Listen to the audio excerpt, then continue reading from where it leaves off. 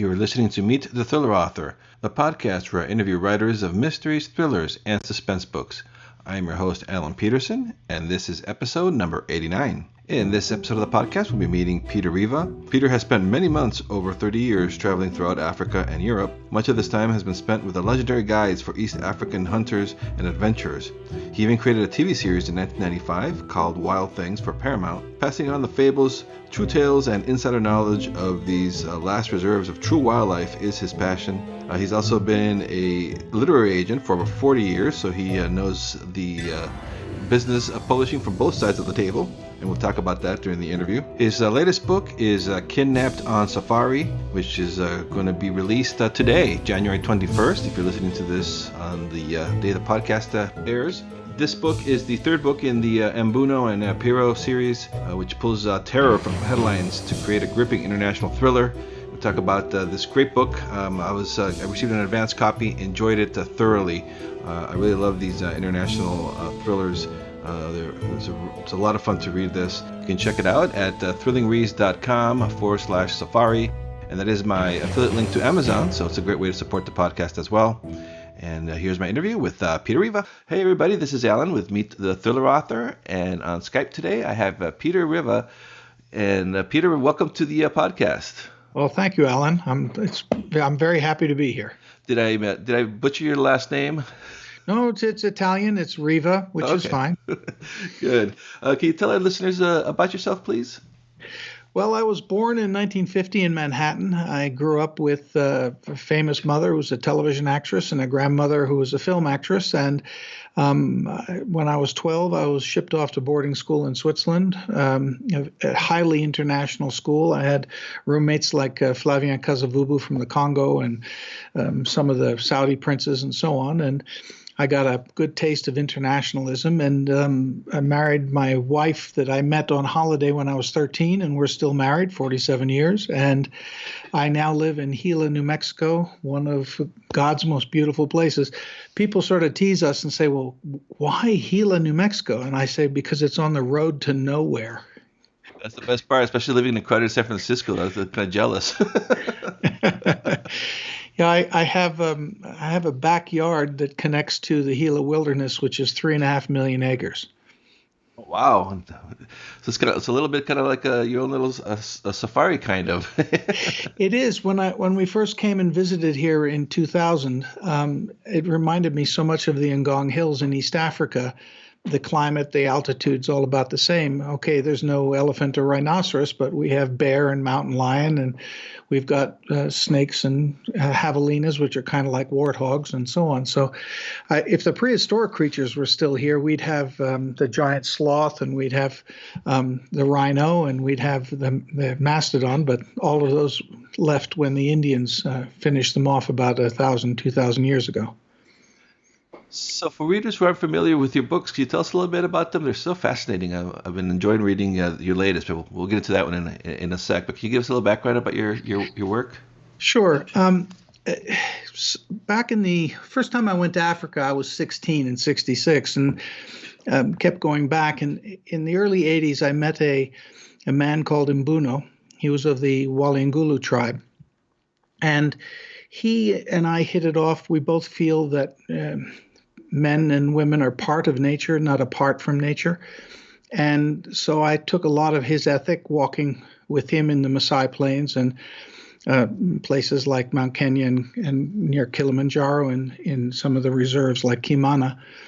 And Mbuno was a multi-generational descendant of the famous elephant hunters of East Africa.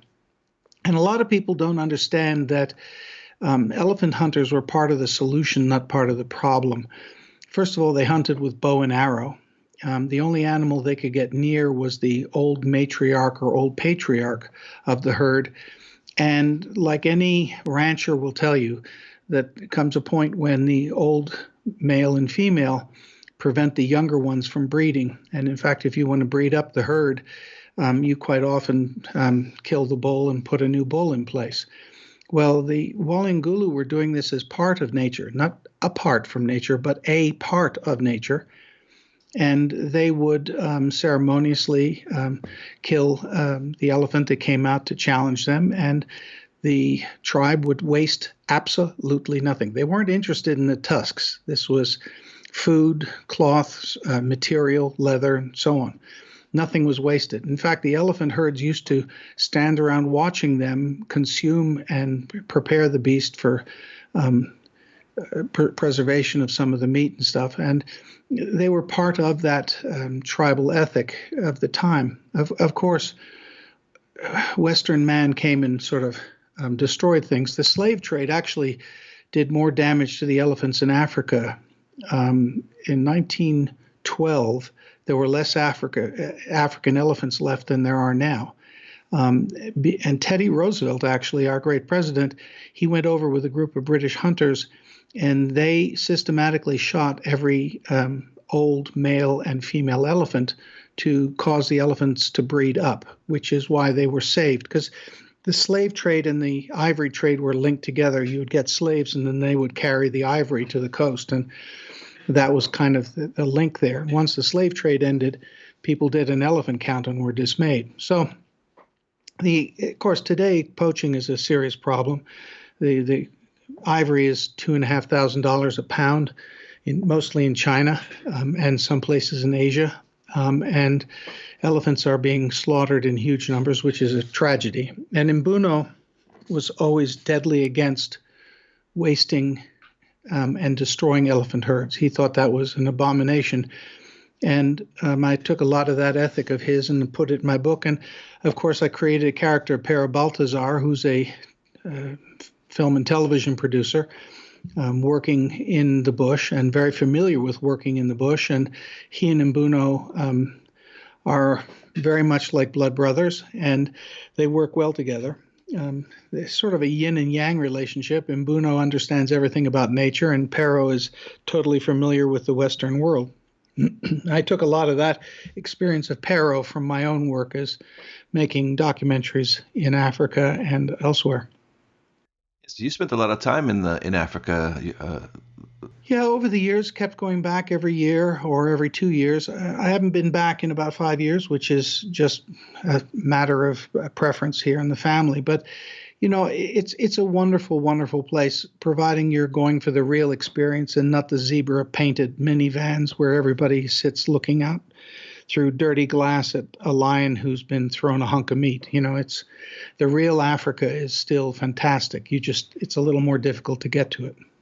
And so your books now, the latest book in the series is Kidnapped on Safari, and this is the third one in the series? Correct, yes. The first was Murder on Safari. Funnily enough, I always put people I really knew in my stories. Of course, they come to a sticky end. There was a wonderful hang glider, a large raptor expert working with Princeton and Cornell, who unfortunately did die in a hang gliding accident, and I wrote him into the first story. In the second story, it's called A Package of Berlin, and what happens there is that Pero gets caught up in a rather nasty, shady business put upon him by the State Department and the CIA, and he extricates himself only because he's able to call on Mbuno to come from Africa and help him assess the people that he's dealing with. Mbuno has a way of assessing people as animals and their behavior patterns as animals. And because of that, he's able to anticipate their actions and their needs. So Pero relies on him in the second book to unravel the mysteries. And in the third book, Mbuno's son, his adopted son, Ube, has been, whilst on a photographic safari in Tanzania, has disappeared. And turns out he was kidnapped. And Pero and Mbuno and another fellow decide they're going to go down and liberate him. And in the process of liberating him, they find out that Mbuno's son, Ube, wasn't the only one kidnapped. I don't want to give the whole book away, but it's sort of snowballs. Most of my stories start off fairly benignly, and then all hell breaks loose. And it keeps getting more and more sort of intricate and complicated, although I try and make it as easy to understand as possible. But I write in the stories real events, real news items that have sort of slipped by and people have not paid enough attention to. And I enjoy putting those in as real signposts for Mbuno and Pero to solve. And I didn't even realize it was based on actual events. Yeah, the thing is, I'm a information junkie. I always have been since I was a kid, and I always slept with the radio tuned to a news station. And when I went overseas, I got a shortwave radio, and I used to listen to all the shortwave channels broadcasting in English and or French. And I still do that now, although most of that is, fortunately, because the internet is a lot more clear. You don't have to listen through the static.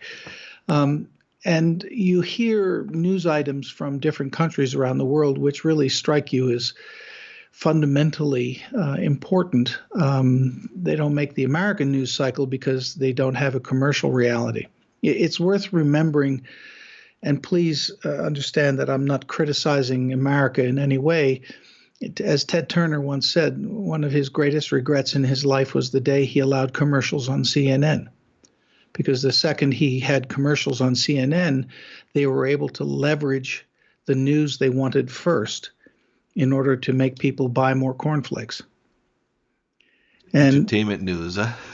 Well, unfortunately, that's the reality, and that's why you're not getting as much news as we used to. Walter Cronkite averaged 20 and 25 news items in his broadcast. Now we're down to 6.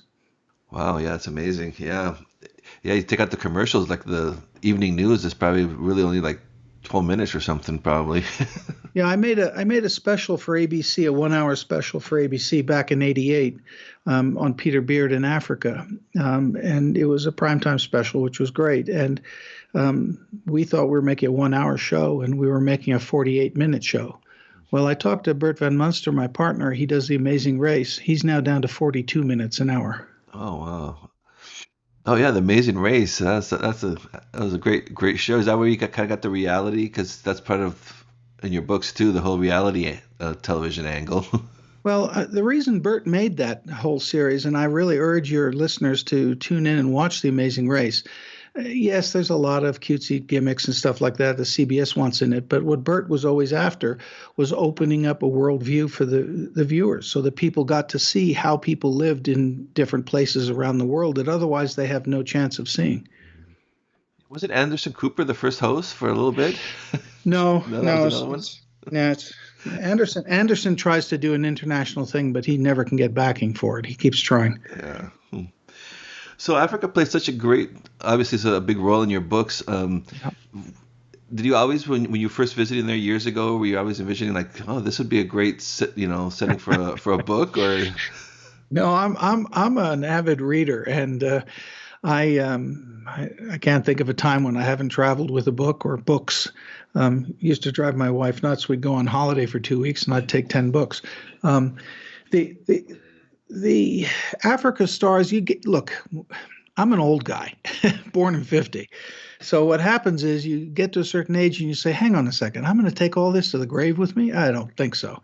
So you put it down as a fun story. Look, I don't have any illusions of how good a writer I am not. And, compared to my mother, who wrote the biography on my grandmother, I can assure you that's real writing. Mine isn't. I am a page turner. I try and tell a story, and I keep it as fast-paced and as interesting as possible. The characters are real. They are always true to themselves. I'm good about that. And I'm also good about not leaving the reader behind. But I have no illusions that my turn of phrase and construction and cadence is anywhere matching the great masters. Every time I read John le Carré, I just shudder a little bit inside that, good Lord, how does he do such a great story and write so well? Yeah. I represented an author by the name of Stieg Larsson, who wrote Girl with a Dragon Tattoo. Oh, of course. And he there's a funny story about that, actually. He was a very famous investigative journalist in Sweden, and everybody knew him, and he really did blow the lid off of many great scandals. And one day, coming down in the elevator of his apartment building, he bumped into an editor at Norstedts who I represented, Per Faustino, and he said to Per, just in my spare time, I've written a novel. Would you mind reading it? Well, first of all, the idea that this guy had spare time was amusing, but he was a workaholic. And Per said, sure, I'll read it, thinking, why not? The next day, he was handed a plastic shopping bag with 1,600 pages, close typewritten, of one manuscript. And Per looked at this and said, you got to be kidding. Nobody's ever going to publish a book this size. So Per took it to his office and he read the first 2 pages, then he read 10 pages, then he read 100 pages, then he read 500, and he just kept going. He said, oh my God, this is a great book, but it's unpublishable. So he talked to Stieg and he said, look, I can't publish. There's no financial way I can publish this, but I could help you split it up. So they split it into 3 volumes. And that's the book that everybody got to know. Oh, fascinating. I didn't realize that was supposed to be one book. Wow. Yeah, but that's kind of the workaholics thing, I mean, I think Stieg probably drank a fifth of whiskey and 4 packs of cigarettes a day. And he just sort of typed like a fiend. I think he could type 120 words a minute, and he was just hammering away. Wow. So I find that so fascinating with your background that you are a published author, but you worked as an agent for a long time. So you get to see both sides of the coin. What are your feelings on that now? From the author side. Well, to be honest with you, I still do the literary agent work because representing authors is a serious business, and you can't leave them hang.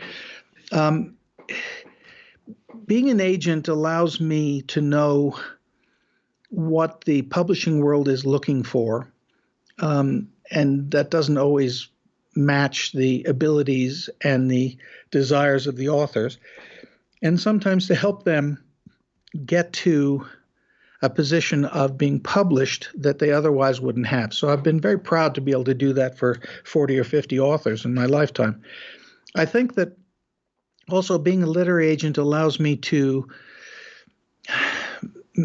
not fool myself into thinking, wow, this is the greatest thing ever. Look, I write because I want to write.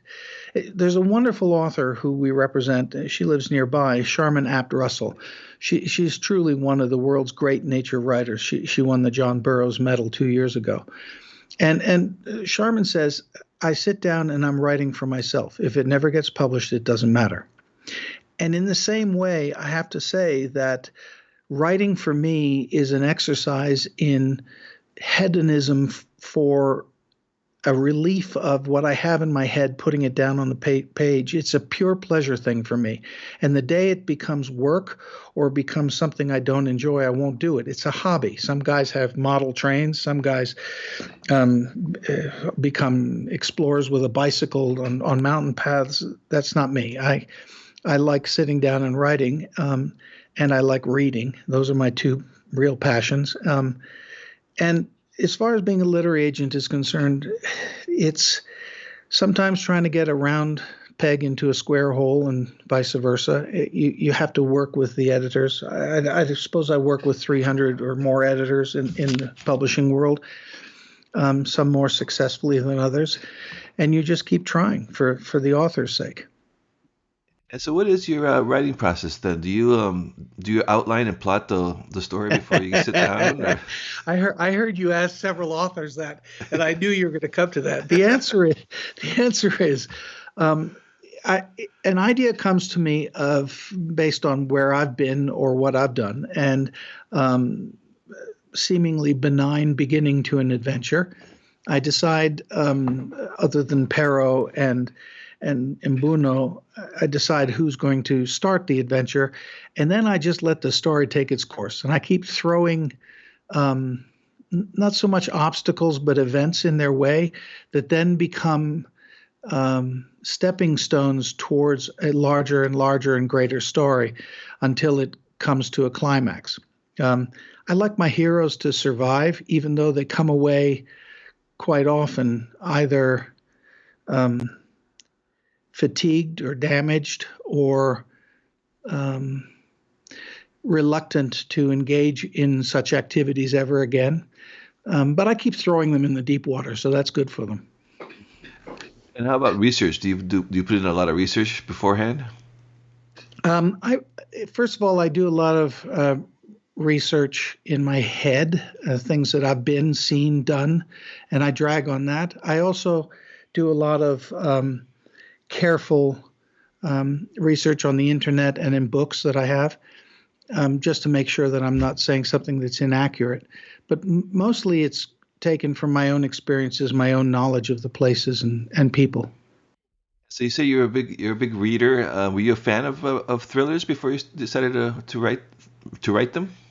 Oh, I'm afraid I'm an avid thriller reader, and there's nothing I like more than curling up with a good thriller. Look, I grew up with authors like Gavin Lyall that today nobody knows, but as a teenager, you read Gavin Lyall, and his heroes are always the guy you want to be. Today, I like authors. John le Carre, anything he writes, of course. Joseph Cannon, I like Joseph Cannon because he writes about locations that I've been to that are absolutely accurate. And particularly his Istanbul book was wonderful because what he wrote about are places that I've viscerally felt myself. And when he's that accurate about location, he treats a location like a character, and I try and do the same things in my book. Now, Lee Childs is interesting because I've read a couple of the Jack Reacher stories. I'm not a great fan of relying on a superhero's ability to solve everything. For me, it takes more than one or two to solve problems. But Lee Childs has a character in Jack Reacher that is very much like Perot and Buno combined, and I think that works well.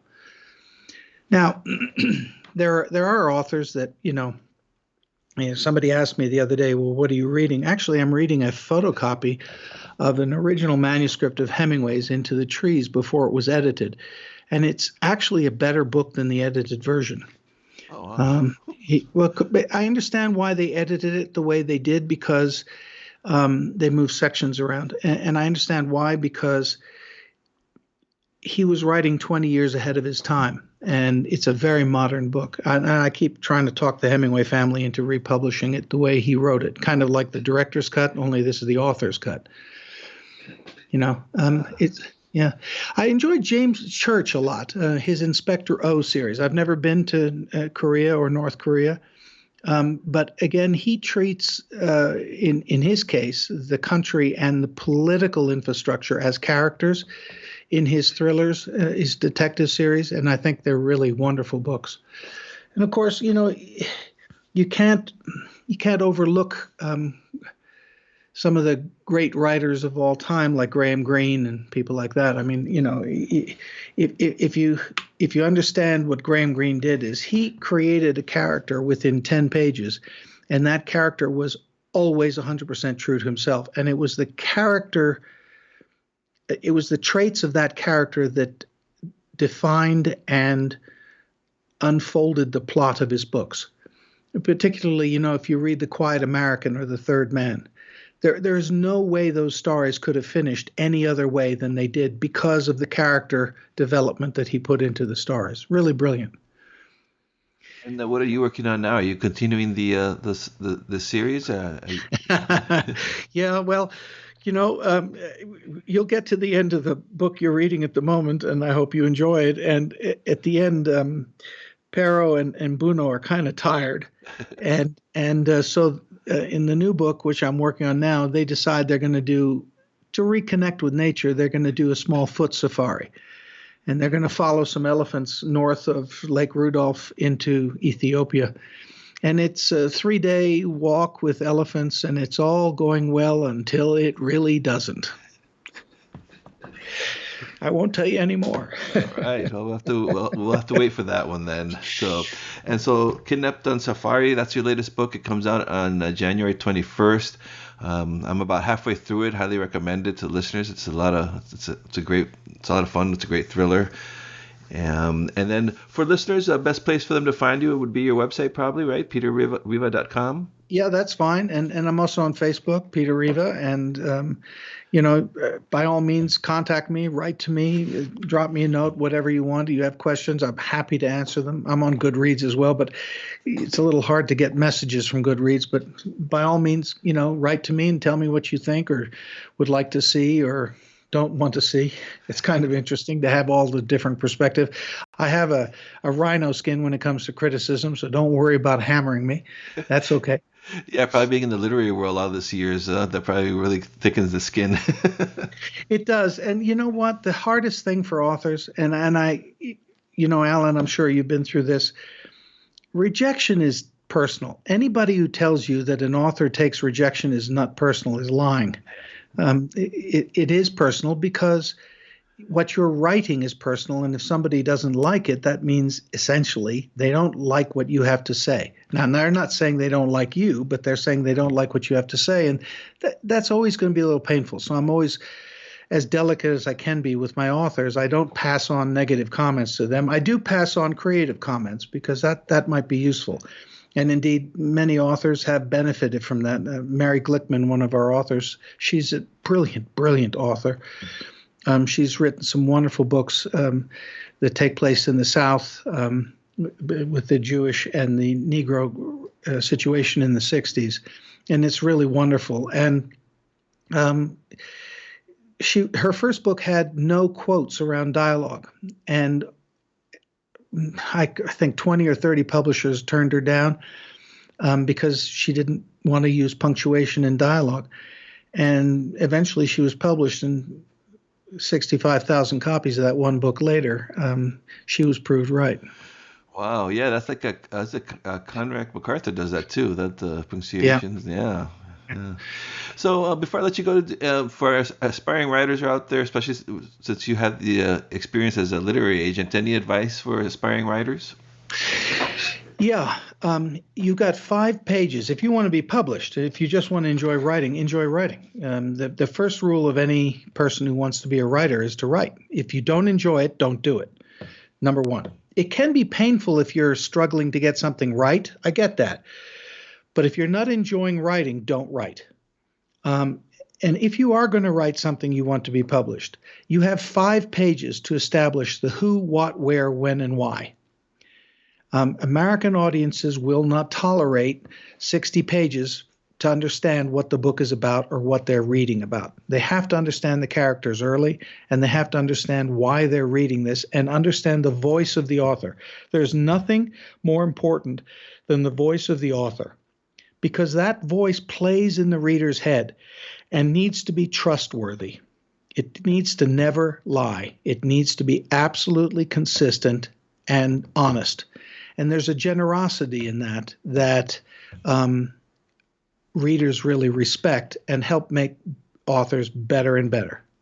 One of the problems I have with Dan Brown is that nobody constructs a thriller better than Dan Brown. That's, what goes without saying. But Dan Brown really needs a good editor. He needs an editor who's going to say, no, Dan, don't do that with your voice. Leave it your voice. Don't take your voice away and go in a different direction. Now, who the hell am I to criticize Dan Brown? He's made millions of dollars and he's very successful. But, as an agent, I would have guided him that way. There's a wonderful story about Martin Cruz Smith, who is, I don't know if you've ever read Martin Cruz Smith, Gorky Park, and that whole series. Yes, I love those. Yeah. He's absolutely brilliant. But his first 2 books were edited by Bob Loomis at Random House. Bob Loomis was also Maya Angelou's editor. And there's never a finer editor in America, period, bar none. And Bob Loomis really helped sculpt the rough edges of Martin Cruz Smith's work, and in subtle ways. And his agent, Martin's agent, decided he needed more money up front and this and that, and moved it around like it's a business proposition for agents, usually, not me, but for most of them. And they moved him from publishing house to publishing house. And I have to say that his work isn't as good as it was at the beginning. And that's unusual because his stories are better. His character development's better. but he needs that editor to take the rough edges off of what he's doing. And it's not because he's not a great writer. He is, but he deserves an editor of the caliber of Bob Loomis, and there isn't one being devoted to him anymore. And that bothers me as a professional in the trade.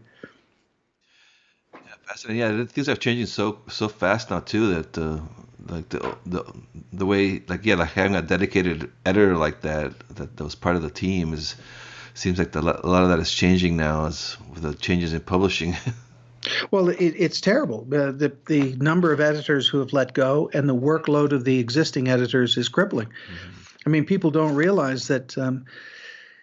Well, I read 3 books a week, and there's no way I can fit that in the business day. So you end up doing it, early in the morning or late in the evening, and the workload is as far as hours are concerned. I can't think of. Since I was 22, I don't think I've had a 40-hour work week ever. It's more like 50, 60 hours a week. And most editors who are worth their salt work that hard. There's no way around it. And that's why everybody complains they go away in the summer. Yeah, I know what they're doing in the summer. They're reading manuscripts and editing them. They may be sitting in their country home somewhere with their feet up, but they're working hard. Now, by the way, in the book that you're reading, My Kidnapped on Safari, mm-hmm. and you say you're halfway through, watch out for this, because all my books have this in common. You think it's going in one direction, and indeed it is. And Perrow thinks it's going in one direction, and indeed it is. But he hasn't seen the other layers. And when the other layers become apparent, everything has to change.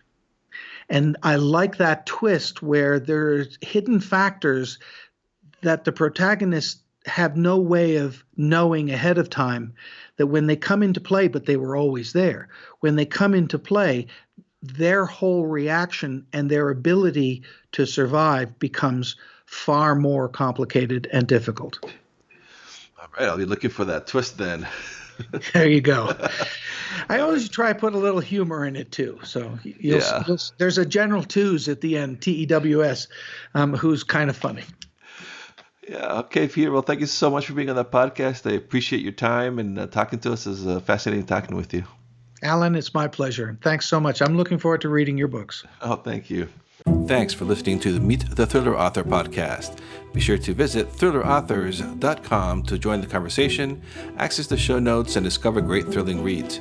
If you enjoy the podcast, I'd love for you to subscribe, rate, and give a review to it, wherever it is that you're listening to this podcast, be it iTunes, Apple Podcasts, Google Podcasts, Stitcher, TuneIn, Spotify, wherever it is that you're listening to this right now. I would appreciate it. And please do check out my own thriller novels over at my website at alanpeterson.com. Until next time.